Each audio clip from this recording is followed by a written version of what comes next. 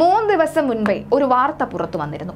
അത് ബെഞ്ചമിൻ നെതന്യാഹുവിനെ വധിച്ചു എന്നൊരു വീഡിയോ ദൃശ്യവും അതിന് പിന്നാലെ പ്രചരിച്ച വാർത്തയുമായിരുന്നു. ഇപ്പോഴിതാ വീണ്ടും സമാന രീതിയിലുള്ള വീഡിയോ ഹമാസ് മേഖലകളിൽ നിന്ന് ഹമാസ് നേതാക്കൾ വീണ്ടും ആവർത്തിച്ച് ട്വീറ്റ് ചെയ്തുകൊണ്ടേയിരിക്കുകയാണ്. ബെഞ്ചമിൻ നെതന്യാഹുവിനെ കൊലപ്പെടുത്തുന്ന വീഡിയോ ആണ് ഇറാൻ പുറത്തുവിട്ടത്. മൊസാദ് ആസ്ഥാനത്ത് ചാരന്മാരുമായി ചർച്ച നടത്തുന്ന ബെഞ്ചമിൻ നെതന്യാഹു, ഇറാൻ സേന ഈ സമയം മൊസാദ് ആസ്ഥാനം ഹാക്ക് ചെയ്യുന്നു. ടേബിളിന് താഴെ ടൈം ബോംബ്, പിന്നാലെ പൊട്ടിത്തെറി. സമൂഹ മാധ്യമങ്ങളിൽ പ്രചരിക്കുന്നത് ഇറാൻ സേനയുടെ നെതന്യാഹു വധം. ഇസ്രയേലിനെ ചൊടിപ്പിച്ചിരിക്കുകയാണ് ഈ വീഡിയോ എന്നത് വ്യക്തം. 3 ദിവസം മുൻപ് തന്നെ പുറത്തിറക്കിയ ഈ വീഡിയോയ്ക്ക് കൃത്യമായ മറുപടി ഇസ്രായേൽ നൽകിയെങ്കിലും അതിനെ ഒന്നും വകവെക്കാതെ വീണ്ടും ഇതേ വീഡിയോ ആവർത്തിച്ച് സമൂഹ മാധ്യമങ്ങളിൽ പ്രചരിപ്പിച്ചുകൊണ്ടേയിരിക്കുകയാണ്.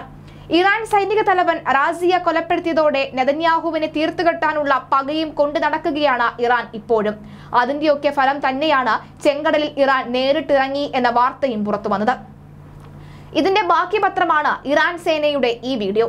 ടെഹ്റാനിൽ കയറി അടിക്കുമെന്ന് അമേരിക്കയും മറുപടി കൊടുത്തിട്ടുമുണ്ട്. ഇറാൻ അടക്കമുള്ള തീവ്ര ഇസ്ലാമികളുടെ കില്ലർ ലിസ്റ്റിലുള്ള നമ്പർ 1 പേരുകളിൽ ഒന്ന് ഇസ്രായേൽ പ്രധാനമന്ത്രി ബെഞ്ചമിൻ നെതന്യാഹു ആണെന്നതിൽ ആർക്കും തർക്കമില്ല.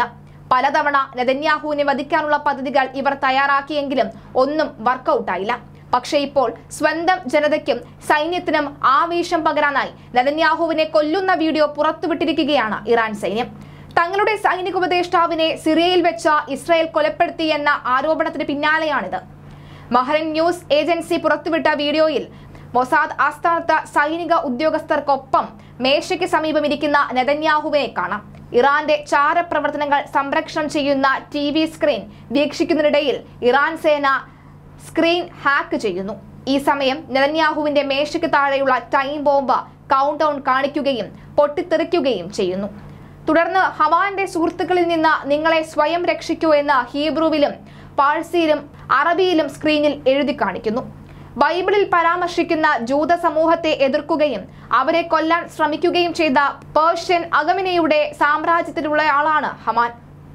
ഇറാൻ സേനയായ ഇസ്ലാമിക് റവല്യൂഷണറി ഗാർഡ് കോർപ്സിന്റെ സൈനിക ഉപദേഷ്ടാവ് സയ്യിദ് റസി മൗസവി നയതന്ത്ര ആക്രമണത്തിനായി സിറിയയിൽ എത്തിയപ്പോൾ ആക്രമണത്തിൽ കൊല്ലപ്പെട്ടിരുന്നു.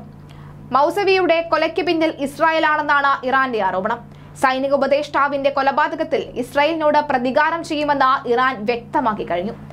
ഇസ്രായേലി വ്യോമാക്രമണമാണ് മൗസവിയുടെ മരണത്തിന് കാരണമെന്ന് IRGC ആരോപിച്ചു. എന്നാൽ ഈ അവകാശവാദത്തെക്കുറിച്ച് ഇസ്രായേൽ പ്രതിരോധ സേന പ്രതികരിക്കാൻ വിസമ്മതിക്കുകയും ചെയ്യുന്നു.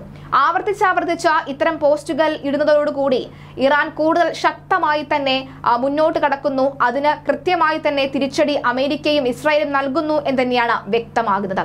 തിരിച്ചടി ഒരുപക്ഷെ ചെങ്കടൽ വഴിയാകാം എന്ന വാർത്തകളും വരുന്നു.